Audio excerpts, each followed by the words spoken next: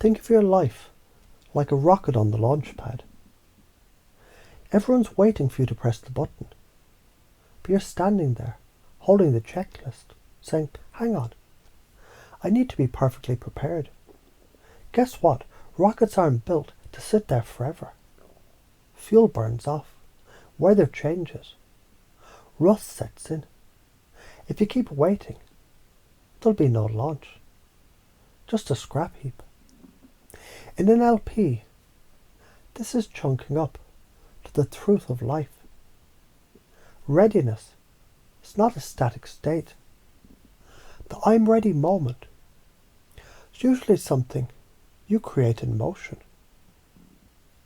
You've already done it in smaller ways. Remember when you learned to walk? You didn't wait until you mastered balance. You wobbled, fell, got back up. Same when you first kissed someone, first drove a car, first tried a new skill. You didn't wait for perfect. You made perfect out of messy. Your brain rewires in real time through neuroplasticity. You literally become ready by doing. Because experience is the only stimulus that myelinates neural pathways at full speed. Waiting kills that feedback loop. If you ignore this, the positive consequence is none. You get safety. Also a slow death of your potential. The negative consequences, you watch other people live the life you wanted, while you collect justification for why it wasn't the right time. But what'll they think? You gave them your sovereignty. Imagine you own a mansion with 100 rooms. Every time you make a decision based on their opinion, you hand them another key. Soon you're living in the broom closet while strangers redecorate your soul. Caring about others' perceptions isn't bad. It's a compass for social connection. But making it your steering wheel is handing over the ship. You already used sovereignty before. Think about the time you wore something weird as a kid, or said something unpopular but true.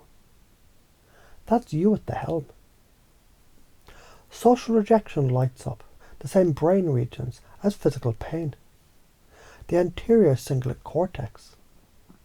That's why it feels sharp. But prolonged self-silencing increases cortisol and lowers immune response. Chronic stress for performing for others literally eats at your health. The positive consequences if you reclaim it. You set your own resonance. People respect boundaries you actually enforce. If you keep handing over the keys, they'll still judge you. But you'll have lived their life instead of yours. Maybe I'm too much. No, they were too little. Picture you're a lighthouse. Someone in a rowboat yells, "Could you dim it down? It's too bright." You don't turn off the light. You're guiding ships, not trying to make rowboaters comfortable.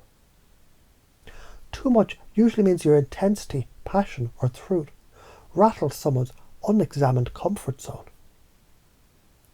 The planet's most impactful humans, artists, inventors, leaders, they're always too much for the people playing small.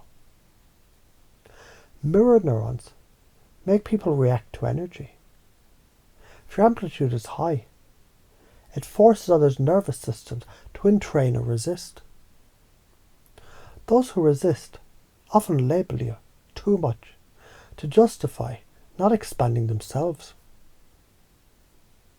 If you own this, your tribe, the ones who need your full wattage, they find you. If you dim your light, you attract relationships and opportunities that require you to stay small.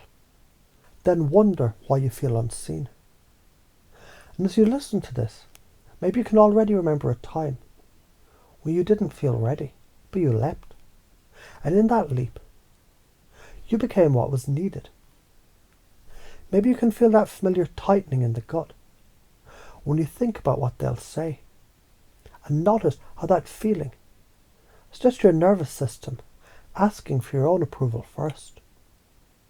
And maybe you can picture turning that lighthouse beam back up to full brightness, not because everyone will like it, because the ships that need it can't find you in the dark. And you might already notice how these aren't just ideas anymore. They're the new gears in your internal engine. So the next time you hear, "I'm not ready," you laugh and step forward.